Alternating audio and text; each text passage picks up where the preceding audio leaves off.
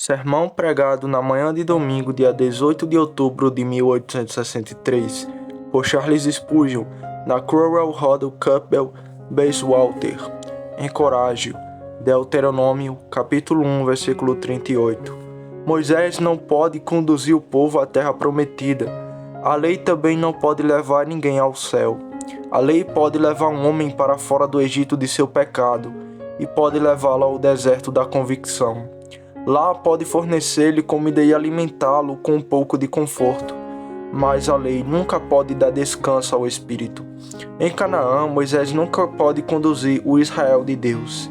Isso foi deixado para Josué, cujo nome você sabe, é apenas outra forma do nome de Jesus. Como Josué sozinho poderia expulsar os cananeus da terra e dar uma porção a toda a semente de Israel, assim Jesus sozinho pode dar descanso aos herdeiros do céu. Moisés não pode fazê-lo.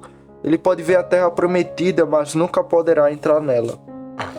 As convicções legais podem ser acompanhadas de algum desejo em relação às coisas divinas. Sim, e algumas apreensões da sua doçura também.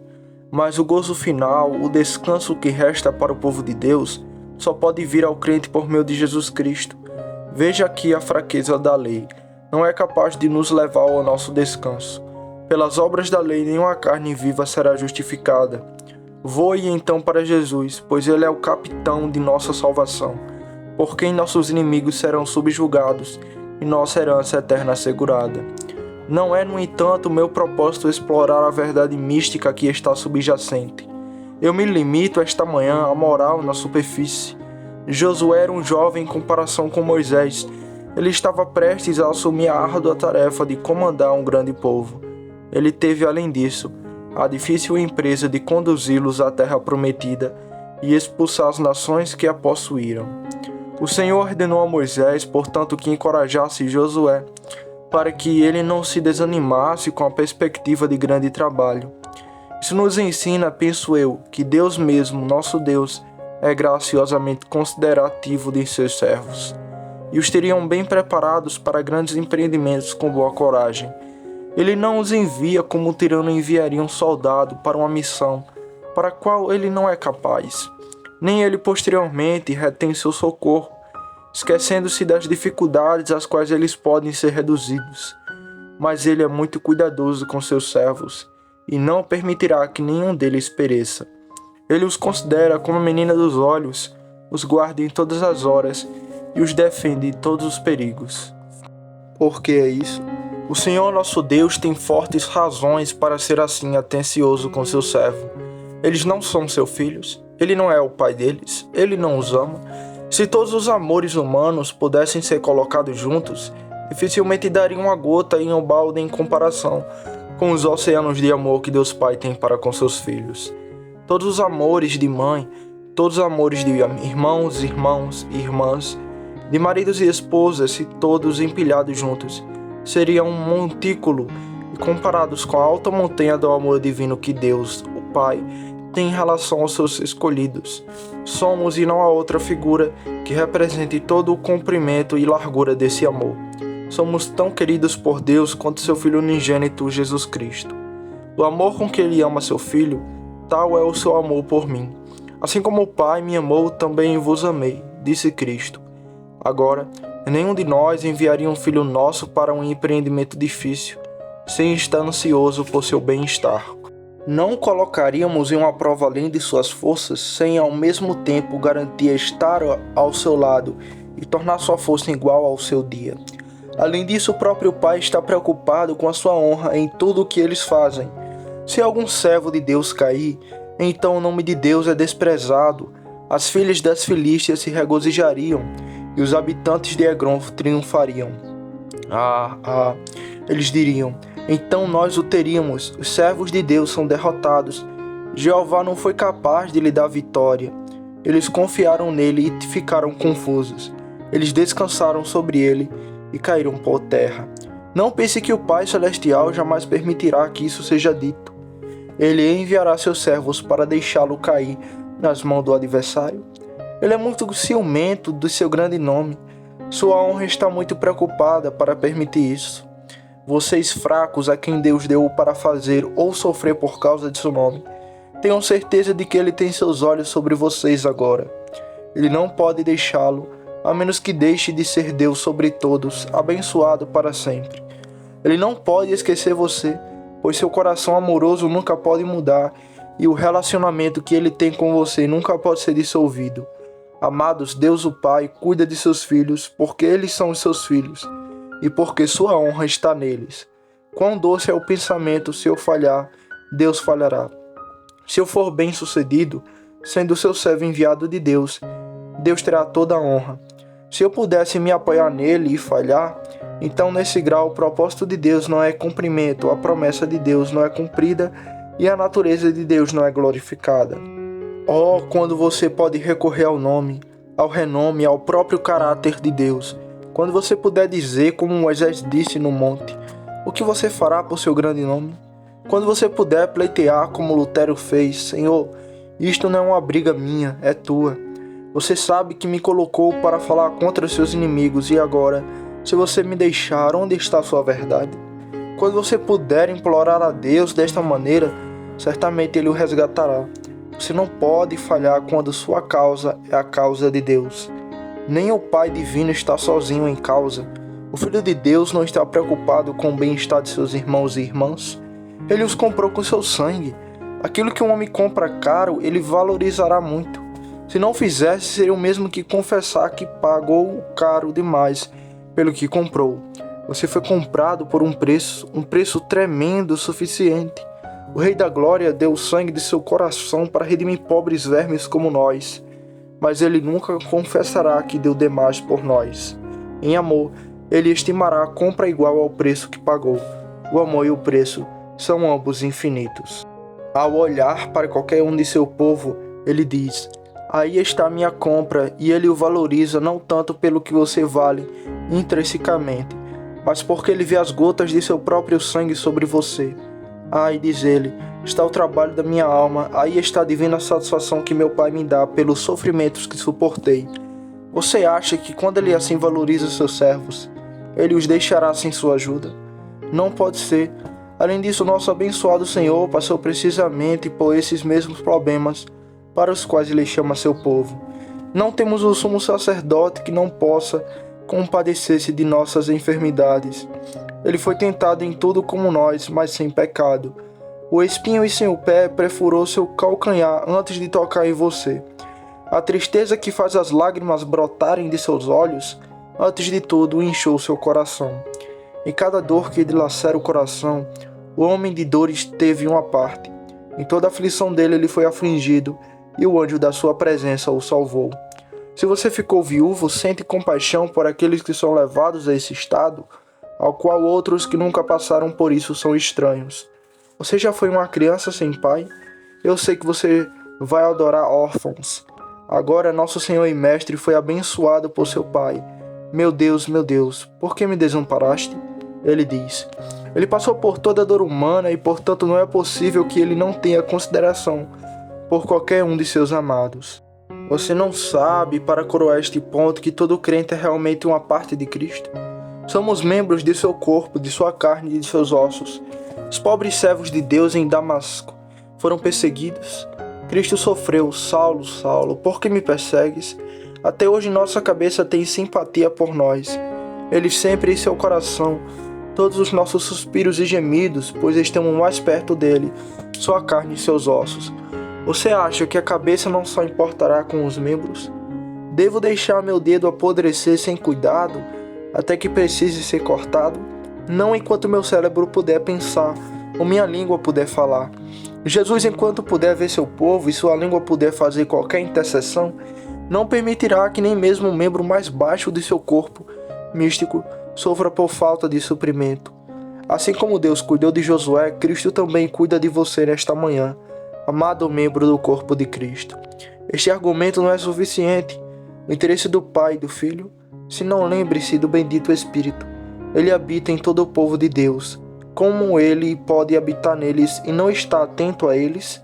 Esquecemos-nos como dos doentes e dos pobres porque vivem numa arruela e nós não passamos por ali.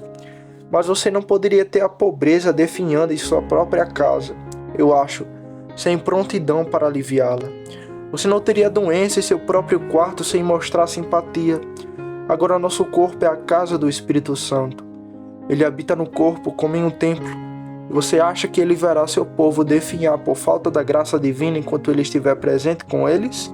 Será que ele andará neles e o verá faminto? Perceberá sua carência e destruição e não suprirá sua necessidade? Não sonhe tão severamente com o terno e abençoado Espírito, cujo nome é o seu Consolador. Nunca se esqueça que é seu ofício suprir as necessidades do povo de Deus. É a função do Espírito Santo cuidar dos santos. Se eu for embora, disse Jesus, enviarei o Consolador a vocês. Enquanto eles tivessem a presença pessoal do Senhor Jesus Cristo, os discípulos não poderiam desejar nada. Contanto que ele tivesse um pedaço de pão, eles tinham metade. Se ele tivesse um lugar para reclinar a cabeça, a qualquer momento dado por caridade, eles poderiam descansar com ele. Onde eu estiver, ali estará também o meu servo. Foi a amorosa regra de Cristo. Quando ele se foi, então eles foram deixados como órfãos, até que o Espírito de Deus veio como outro Consolador, que habitaria com eles para sempre. Você acha que o Espírito Santo negligencia seu ofício? Ó crente fraco e térmulo, você imagina que Deus, o Espírito Santo, será negligente com sua sagrada confiança? Você pode supor que ele empreendeu o que não pode ou não quer realizar? Agora, se é da sua conta trabalhar em você, fortalecê-lo, iluminá-lo, confortá-lo, você acha que ele se esqueceu de você? Por que dizes tu, ó Jacó, e falas, ó Israel? O meu caminho está oculto ao Senhor, e o meu juízo passa despercebido ao meu Deus? Não sabes, não ouvistes que o Deus é eterno, o Criador dos confins da terra, não se cansa nem se cansa? Você está perto dele, agora seus olhos estão sobre você. Como um pai se compadece de seus filhos, assim também o Senhor se compadece de você. E como uma mãe conforta ternamente seu lactente, assim também o Senhor os ama. O coração de amor anseia por você, compadecendo-se de seus sofrimentos, pronto para ajudá-lo em suas angústias. Confie nele e ele certamente o encorajará. E com seus medos trocados pela fé, você triunfará sobre todos os inimigos e cumprirá todas as promessas. Observe bem até onde se estende a terna consideração de Deus por seus servos. Ele não apenas considera seu estado externo e os interesses absolutos de sua condição, mas também se lembra de seus espíritos e gosta de vê-los com boa coragem. Algumas pessoas acham que é pouca coisa para um crente estar cheio de dúvidas e medos, mas eu não penso assim. Percebo por esse texto que meu mestre não gostaria que você se envolvesse com medos. Ele o teria sem medo, sem dúvida, sem tristeza. Ele diz, encoraje-o, tanto quando tivesse dito a Moisés que era importante para seu servo Josué ter sua coragem devidamente sustentada. Meu mestre não pensa tão levianamente em sua incredulidade quanto você. Você está desanimado esta manhã. Bem, este é um assunto grave. Meu senhor gosta de não ver seu semblante triste. Era uma lei, você se lembra de Assuero, que ninguém deveria entrar na corte do rei vestido de luto. Mas não é a lei de meu mestre, pois você pode vir triste como está. Mas ainda assim ele gostaria que você tirasse esses trapos e esse pano de saco, pois certamente há muitos motivos para se alegrar. Alegrem-se no Senhor, tenha coragem, espere no Senhor, pois ele renovará suas forças. O cristão deve ter seu espírito sustentado, a fim de que possa glorificar o Senhor. Se seu ânimo for mantido, ele será capaz de suportar prova após prova. Ele vem para o fogo, mas nunca arderá sobre ele quando sua fé estiver firme. Ele caminha pelos rios, mas as enchentes nunca o inundam, enquanto ele pode olhar para o seu Deus. As canções mais doces que os crentes têm, aquelas que cantam à noite, o povo de Deus é como o roxinol, sua música é melhor ouvida quando o sol se põe. Oh, quanto depende de seu espírito ser sustentado. Deixe o espírito afundar, e o pequeno problema é como um peso morto sobre a alma.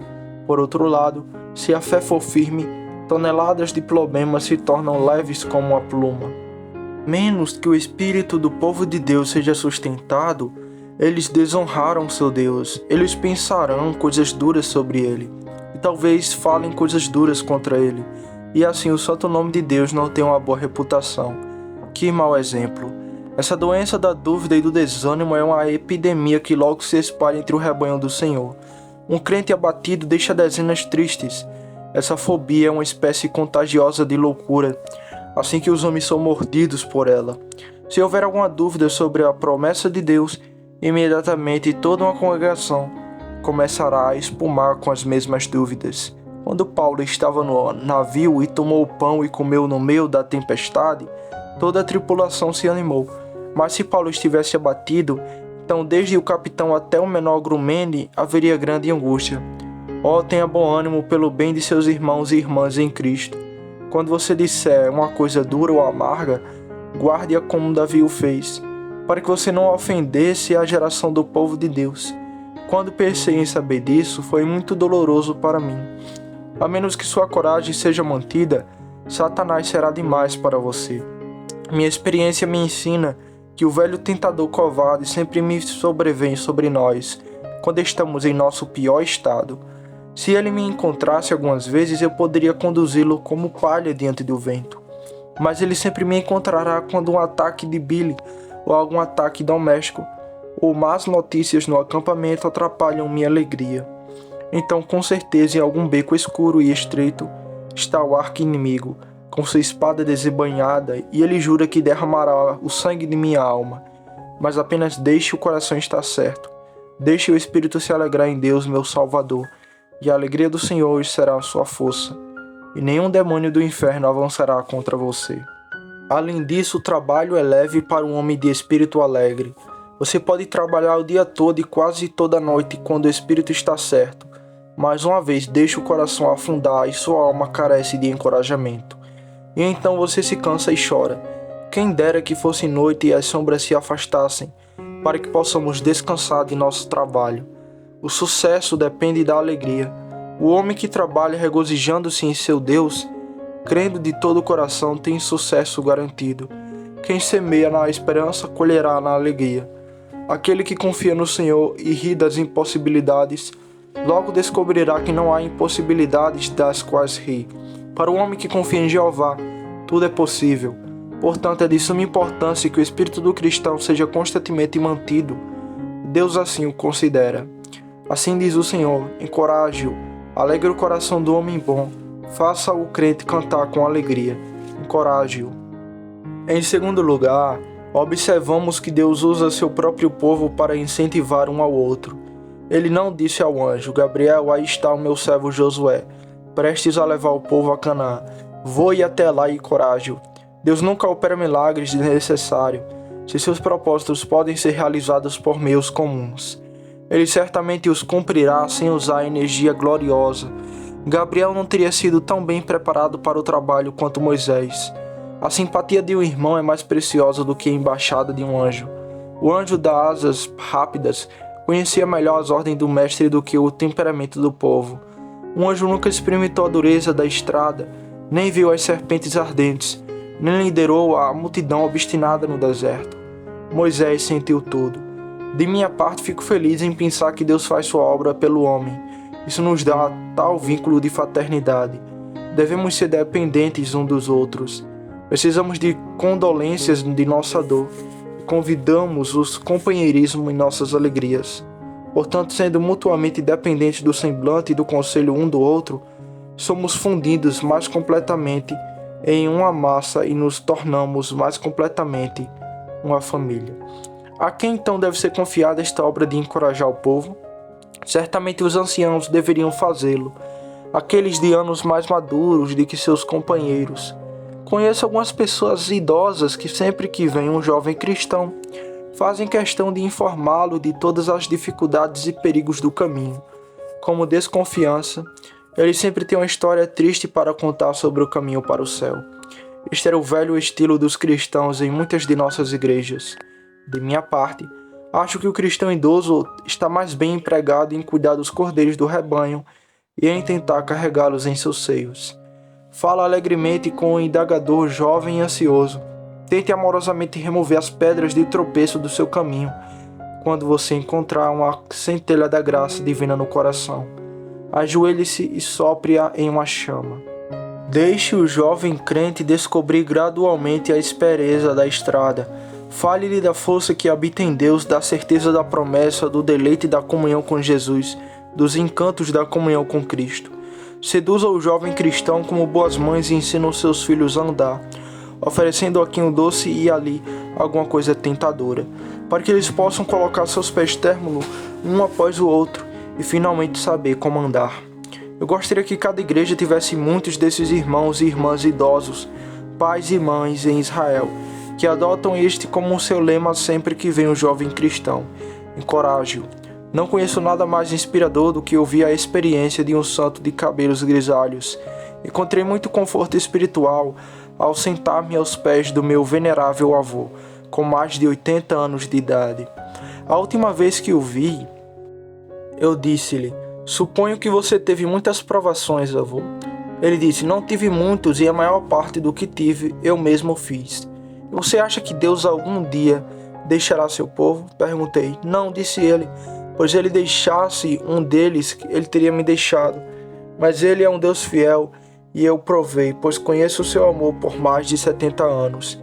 E ainda assim ele tem sido fiel a mim. Nenhuma coisa boa falhou de tudo que o Senhor Deus tem prometido. Porque toca o coração de nós, jovens, e nos faz sentir que encontramos algo em que podemos confiar com segurança quando aqueles que passaram pelo vale podem prestar uma palavra de testemunho como esta. Não deixe uma palavra de irritação sair de sua boca, meus irmãos e irmãs idosos, que nenhuma sílaba de reclamação lhe escape, que a tua boca se encha com os louvores do teu Senhor e com a sua honra todo dia, e assim encorajar os outros. Não apenas os idosos, mas os sábios da família devem ser consoladores. Todos os crentes não são iguais em conhecimento. Alguns são rápidos de apreensão nos caminhos do Senhor. Eles rapidamente adquirem conhecimento doutrinário e o conhecimento experimental chega a eles com a luz mais brilhante do que aos intelectos mais enfadonhos. Existem em todas as nossas igrejas aqueles que nunca serão doutores em divindade, embora saibam muito bem que são pecadores e que Cristo os salva, e assim sua aceitação é garantida. Se você falar com eles sobre os mistérios do Evangelho, eles logo cairão nas profundezas, onde perderão o equilíbrio, pois não aprenderam a nadar. Talvez eles nunca sejam capazes de entender, ou pelo menos apreciar a doutrina da eleição. Agora, os homens mais sábios não devem guardar seu conhecimento para si mesmo. Acima de tudo, eles não devem usá-lo para criticar. Eu poderia falar de homens que carregam o conhecimento como a espada. Eles ouvem um sermão, e quando encontram algum amigo que ganhou algo de bom com isso, eles reclamam. Eles dizem: o primeiro ou o terceiro ponto eu não achei muito bom. Com certeza terão algo a dizer que tirará o pão da boca de quem estiver disposto a alimentar. Eles são mais sábios do que sábios. Moisés era sábio em conhecimento doutrinário. Com que sabedoria consumada ele se dirigiu a Josué: "Sede fortes e corajosos, porque deveis ir com este povo para a terra que o Senhor jurou aos seus pais dar, e tudo os fará herdá-la. E o Senhor é quem vai adiante de vós, ele estará com você, ele não falhará com você, nem o abandonará. Não tema nem fique desanimado. Ó você que examinou as Escrituras e conhece suas promessas, você que esteve entre esses canteiros de especiarias e cujas vestes cheiram a incenso. Certifique-se de citar as promessas de Deus para corações trêmulos e especialmente para o engajamento em trabalho árduo para o Mestre. Conforte-os, repita a doutrina da fidelidade de Deus e diga: Ele estará com vocês, Ele não falhará com vocês, nem o abandonará. Não tema nem fique desanimado. Ó, que os sábios de coração da família do Senhor fossem assim empregados em todos os momentos. Também não posso duvidar de que o tipo mais feliz de cristão deve estar sempre empenhado em confortar os tristes. Você sabe quem eu quero dizer. Seus olhos sempre brilham. Onde quer que vão, eles carregam lâmpadas brilhantes com animação. A luz do sol brilha em seus rostos. Eles vivem na luz do semblante de Deus. Nós temos um semblante mais sombrio, gente boa também. Eles sempre veem o lado negro das coisas. Agora você que estão felizes, tente encorajar aqueles que estão abatidos. Ó, queridos amigos, receio que muitos de nós negligenciamos esse dever. Você dirá: como posso realizá-lo? Sempre fale uma palavra gentil Encontre aqueles que estão cansados e dê-lhe uma palavra de consolo. Mesmo um sorriso em seu rosto pode fazer bem a eles. Não os evite porque são melancólicos, mas sim persiga-os, casse-os e não os deixe quietos em seu ninho de espinhos. Mas se o Senhor lhe deu para voar até o ente azul claro, tente carregar seu amigo com você e elevá-lo acima das nuvens. Suponha que sua casa esteja em uma colina e ele more no pântano. Peça a ele para subir a colina e ficar com você. Talvez você tenha as chaves da promessa. Use a chave e abra a porta para ele. É possível que você viva num andar superior, onde pode ver mais longe e contemplar ainda mais da terra abençoada. Peça-lhe que saia do seu porão e caminhe no telhado de seu palácio e examine a perspectiva através de seu telescópio. Encoraje-o. Deixe o irmão de baixo grau ser igualmente encorajado por aqueles que são ricos entre vocês. Frequentemente você pode inspirar conforto a um espírito desanimado com ajuda oportuna. O destituído se achará rico com suas sombras. Talvez seu pobre irmão também pense que você o despreza porque você está melhor do que ele. Tente impedir que ele pense assim. Se Deus o abençoou com uma boa posição na providência, esteja pronto para encorajar os pobres e necessitados. Oh, se todas essas coisas que venho aconselhando fossem postas em prática, que imensa felicidade pela graça de Deus seria criada. Nossas igrejas seriam mais como famílias. Não gosto que as pessoas entrem em um local de culto como tantos imbecis flutuando no mar e desejando evitar uns aos outros. Mas gosto de ver todas as distinções quebradas, exceto as distinções da graça superior, e aquelas observadas apenas porque o irmão lançou mais para o tesouro comum da igreja de riquezas espirituais do que outro pode fazer. Eu gosto que aqueles que temem ao Senhor falem frequentemente uns com os outros. Estamos entrando em um estado ruim, quando aqueles que temem ao Senhor falam frequentemente uns contra os outros. Eu acredito que esta prática de encorajar uns aos outros pode restaurar as igrejas daquela santa fraternidade e amor abençoado que uma vez as distinguiu. Tenho certeza de que isso enriqueceria todos vocês. É pelo comércio que os países enriquecem. A França envia suas exportações para a Inglaterra, e a Inglaterra reembolsa com abundância. O trabalho dos humildes e a habilidade e empreendimento dos nobres contribuem para a grande comunidade. Uma troca de ideias tende a ajudar. Uma corrente de santa riqueza fluiria através de nossas igrejas, se cada um buscasse o outro com esse objetivo de santo encorajamento. Quantas coisas boas são estranguladas no nascimento. Quantas boas empresas são despedaçadas nos baixos antes de irem para o mar. Incentive aqueles irmãos de coração amoroso que pensa que pode pelo menos ter uma aula infantil na escola dominical. Encoraje aquela mulher idosa que tem pouco talento, mas que ainda assim pode ir de casa em casa para atender os enfermos. Encoraje aquele pobre comerciante esforçado que faria algo pelo mestre se pudesse, de alguma forma ser liberto dos cuidados constantes que o atormentam. Incentive toda alma que tem uma centelha da graça divina nela. Trabalhe para ajudar os outros e você encontrará um retorno muito gracioso em sua própria alma.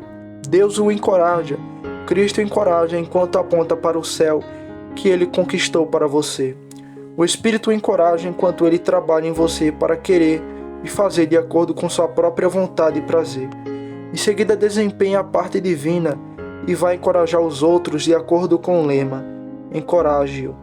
Eu avanço para o objetivo que está em primeiro lugar em minha mente. Terceiro ponto.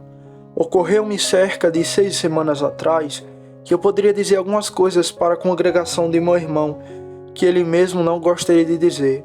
Irmão Spurgeon estava pregando na Cornell Holly Campbell Basswater, e como seu era um novo empreendimento, eu tenho certeza de que todos os nossos corações desejam ansiosamente um mais rico sucesso. Posso tomar a liberdade de dizer algumas coisas para você. A congregação reunida em torno deste púlpito, que pode ser útil no futuro da igreja. Falarei dele como estranho, como falaria que qualquer outro jovem ansioso por edificar uma igreja e glorificar seu mestre. Eu acredito que é uma ocasião especial para o exército deste dever de encorajar um ao outro no caso do ministro e da igreja neste lugar. É um novo empreendimento cercado de dificuldades peculiares e exigindo mão de obra especial. Porque você diz, o ministro precisa de encorajamento? Temos muitos problemas durante toda a semana com nossas perdas aqui. Precisamos de encorajamento, mas certamente os ministros não. Se você quer ter uma refutação dessa ideia, é melhor você vir a este púlpito e ocupar um pouco de tempo. Se queres trocar, direi sinceramente que no que diz respeito ao prazer da minha voz, além da alegria espiritual que meu Senhor me dá, eu trocaria de lugar com um varredor de rua, ou um homem que quebra pedras na estrada, que um homem desempenhe corretamente o ofício de ministro cristão, e ele nunca terá descanso. Deus ajude, disse Richard Baxter, o homem que pensa que o ministro tem uma vida fácil. Ora, ele trabalha não apenas o dia todo, mas durante o sono você o encontrará, chorando por sua congregação, começando em seu sono com os olhos cheios de lágrimas, como se ele tivesse o peso dos pecados de sua congregação repousando em seu coração e pudesse não suportar a carga. Eu não seria aquele homem no ministério que não se sente tão terrivelmente irresponsável que, se pudesse escapar do ministério indo com Jonas para as profundezas do mar, ele o faria alegremente. Pois se um ministro é o que deveria ser, há tanto peso de preocupação solene, tanto som de tremor em seus ouvidos, que ele escolheria qualquer profissão ou trabalho, por mais árduo que fosse, antes do cargo de pregador. Se o vigia não o advertir, eles perecerão, mas seu sangue exigirei das mãos do vigia. Sentar-se e refletir sobre a questão, estou livre do sangue dele? É terrível. Algumas vezes pensei que deveria ter 1 ou 2 dias de descanso, mas confesso francamente que descanso é muito pouco para mim, pois acho que ouço os gritos de almas que parecem, os lamentos de espíritos que descem para o inferno que me repreendem. Assim, pregador, você pode descansar? Ministro, eu posso ficar calado?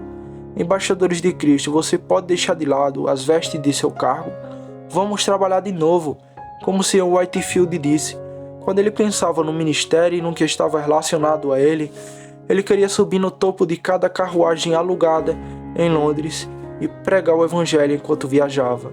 É um trabalho tão solene que, se você não encorajar seu ministro, ele provavelmente cairá em desespero. Lembre-se de que o próprio homem precisa de encorajamento, porque é fraco. Quem é suficiente para essas coisas? Servir em qualquer parte do exército espiritual é perigoso, mas ser capitão é ser duplamente experiente. A maioria dos tiros são direcionados aos policiais. Se Satanás puder encontrar uma falha em nosso caráter, então será publique, publique, publique. Se ele pode nos levar a reter uma doutrina, errar na prática ou vagar na experiência, ele fica muito feliz. Quão feliz é o diabo em quebrar os vasos da misericórdia. Ore pelo pobre, a quem você expõe a perecer, se você não o preservar pela sua súplica. Se houvesse um navio no mar encalhado e quebrado nas rochas, e alguém se oferecesse para carregar uma corda para a tripulação que está afundando, você de pé na praia não poderia fazer mais. Acho que você não poderia fazer menos do que gritar: ó Deus, ajude-o a levar a corda até aquele navio naufragado. Ore pelo ministro e encoraje-o, pois há muitos para desencorajá-lo. Sempre há espíritos maldosos no exterior que irão lembrá-lo de qualquer falha. Ele será afligido por aqueles covardes que não se atreveram a assinar seus nomes em uma carta, mas enviariam a ele anonimamente. E então há o diabo que, no momento em que o homem sai do púlpito, dirá: aí está um pobre sermão, você nunca ousará pregá-lo novamente. Depois de ter pregado por semana, surgirá uma sugestão: você não está em sua devida esfera do trabalho. Há todo tipo de desânimo assim enfrentado. Os cristãos professos retrocederão. Aqueles que permanecem serão frequentemente inconsistentes, e ele estará suspirando e chorando em seu quarto, enquanto você talvez esteja agradecendo a Deus por suas almas terem sido alimentadas sobre ele. Encoraje seu ministro, eu lhe peço. Onde quer que você esteja, encoraje-o para seu próprio bem.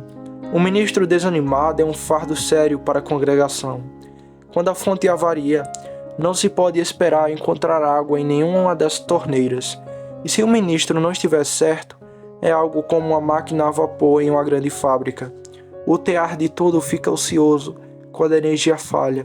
Veja que ele está descansando em Deus e recebendo o seu poder divino. E todos vocês saberão a cada domingo o benefício disso. Isso é o mínimo que você pode fazer. Existem muitas outras coisas que podem lhe causar gastos, esforços, tempo, mas encorajar seu ministro é tão fácil. Uma questão tão simples que posso pressioná-lo a fazê-lo. Talvez você diga, bem, se é tão simples e fácil, diga-nos que esperamos estabelecer-nos neste lugar. Como podemos encorajar um ministro aqui? Bem, você pode fazer isso de várias maneiras. Você pode encorajá-lo com uma presença muito constante. A propósito, olhando por aqui, acho que conheço algumas das pessoas presentes que pertencem a capelas vizinhas. Que negócio você tem aqui? Por que você deixou seu próprio ministro? Se ouvir alguém da congregação de outro irmão no ministério entrar em meu lugar, gostaria de lhe dar uma purga na orelha que ele jamais esquecerá. Que negócio você tem para deixar seu ministro? Se todos os fizerem, quão desanimado ficaria o pobre homem. Só porque alguém entrou nesse bairro, vocês vão deixar de seus lugares? Um elogio para mim, você diz. Agradeço-lhe por isso, mas agora em troca, deixe-me dar-lhe este conselho. Esses que estão indo de um lugar para o outro não servem para nada. Mas esses são os homens verdadeiramente úteis que, quando os servos de Deus estão em seus lugares, mantêm-se nos seus e permitem que todos vejam que quem quer que desencoraje o ministro, eles não o farão, pois apreciam seu ministério. Mais uma vez, deixe-me dizer, estando frequentemente presente nas reuniões de oração, você pode encorajar o ministro. Você sempre pode dizer como a igreja está indo pelas reuniões de oração. Quase profetizarei o tipo de sermão no domingo a partir do tipo de reunião de oração na segunda-feira. Se muitos forem à casa de Deus e forem sinceros, o pastor receberá uma bênção do alto. Não pode deixar de ser, pois Deus abre as janelas do céu para a oração crente. Nunca deixe de implorar por seu pastor em seu armário. Ó, queridos amigos, quando você mencionar o nome de um pai e o nome de um filho, deixe o nome do ministro aparecer também. Dê a ele uma grande participação em seu coração, e tanto em oração privada quanto pública. Encoraje-o, incentive-o novamente, deixando-o saber se você recebeu algum bem. Oh, se entrasse nesta casa de oração um pecador necessitado de um Salvador e não conhecendo o caminho, e as palavras de meu irmão o apontassem para a cruz do Salvador, se ele for o meio de mostrar a você o que significa a fé e de levá-lo a acreditar nele, que nos reconciliou com Deus pela sua morte, não esconda as boas novas, venha e conte-as. A melhor maneira de fazê-lo será propondo-se a unir-se à igreja em comunhão. Nossas noites de reunião da igreja, quando recebemos novos candidatos à comunhão, então vemos como a causa de Deus prospera em nossas mãos. Mas se muitos na igreja que foram convertidos falham em deixar o ministro saber disso e se retém, como o pobre homem pode ser consolado? Sei que me dirijo a alguns aqui, o povo de Deus, que nunca fizeram uma profissão. Suponha que todo o povo de Deus fizesse como você. E eles têm tanto direito de fazê-lo quanto você. Como eu pergunto, o próprio ministério seria mantido? Como os corações dos ministros poderiam ser evitados se eles nunca soubessem de nenhuma conversão? Depressa, não adie, não demore para guardar os mandamentos de Deus, mas apresse-se, imediatamente seja batizado e reconheça o que Deus fez por sua alma. Novamente, todos vocês podem encorajar o ministro pela consistência de suas vidas. Não sei quando me senti mais gratificado do que em uma ocasião, quando estava sentado em uma reunião da igreja, tendo que relatar a morte de um jovem irmão que estava a serviço de um eminente empregador. Uma pequena nota veio dele para dizer: meu funcionário Edwards está morto. Eu lhe enviei uma mensagem imediatamente para que você possa me enviar outro jovem, pois se seus membros são como ele, nunca desejo ter funcionários melhores ao meu redor. Li a carta na reunião da igreja e logo encontrei outra. É animador para um ministro cristão saber que seus convertidos têm boa reputação. A respeito de outro membro da minha igreja, um patrão ímpio disse: não penso nada dele, ele não tem utilidade para ninguém, ele não pode contar uma mentira. Oh, essa é a honra pela qual o ministro cristão anseia, ter seguidores consistentes, ter aqueles que ouvem e aquele que adorará a doutrina de Deus, nosso Salvador. Reúna-se com seu irmão, todos vocês, e encoraje-o, ajudando sinceramente e encorajando em toda boa palavra e obra. Há um bairro aqui, segundo me disseram, que precisa de evangelização. Aqui temos lado a lado pobreza e riqueza. Aquelas miseráveis olarias não seriam as melhores para a construção desta casa de oração? Tenho certeza de que meu amigo, Sr. Morton Peto, pensaria que haveria desperdiçado seu dinheiro se fosse apenas para reunir uma congregação, e não para melhorar a vizinhança. Construímos nossas casas de oração sempre pensando nas pessoas ao redor. Acreditamos que é como abrir um poço no deserto, ou um oásis no deserto, ou colocar um bebedouro onde as almas sedentas possam beber. Está introduzindo um novo médico na vizinhança para atender as doenças e enfermidades das almas. Oh, como meu coração anseia pelo sucesso desta casa, não apenas porque o ministro é meu irmão de sangue e também meu irmão em Cristo, mas porque ele é um valente soldado de Cristo. Para pregar a verdade de Deus, ele não hesitou em se tornar uma multidão de inimigos em outro lugar, e não terá vergonha de fazer o mesmo aqui, se o mesmo ocorrer. Eu honro porque ele honrou meu mestre, e espero que você obtenha dele a verdade de Deus, toda a verdade de Deus e nada além da vontade de Deus, na medida em que Deus a ensinou a ele. Eu sei que ele está pronto para dar o próprio pescoço pela conversão das almas. Conheço sua seriedade em fazer qualquer coisa pela conversão dos pecadores. E se você não encorajar, você fará cair sobre sua cabeça toda a maldição daqueles que rejeitam o profeta de Deus. Mas encorajando, você verá uma igreja reunindo-se ao seu redor, que durará muito depois de nosso tempo, que será uma corrente perene de bênçãos para as eras ainda não nascidas, até que o próprio Cristo venha e consuma o reino, reinando a si mesmo em pessoa, entre os filhos dos homens. Que o Senhor conceda sua bênção. Alguns de vocês não podem encorajar um ministro, vocês não podem encorajar ninguém, pois vocês mesmos não nasceram de novo. Oh, se você não passou da morte para a vida, a primeira coisa que pode encorajá-lo é começar a pensar em seu próprio estado. Onde você está? O que você está? Fora de Deus, fora de Cristo, fora da segurança? Você estará fora da vida e fora do céu, fechado na cova do inferno para sempre, a menos que se arrependa. Oh, você encorajará o pregador, se o Senhor o guiar, a considerar seus caminhos e se afastar do pecador e da justiça própria também. Olhe para o Salvador Todo-Poderoso, capaz de salvar totalmente todos entre vocês que confiarem nele. Que o Senhor acrescente uma bênção pelo amor de Cristo. Amém.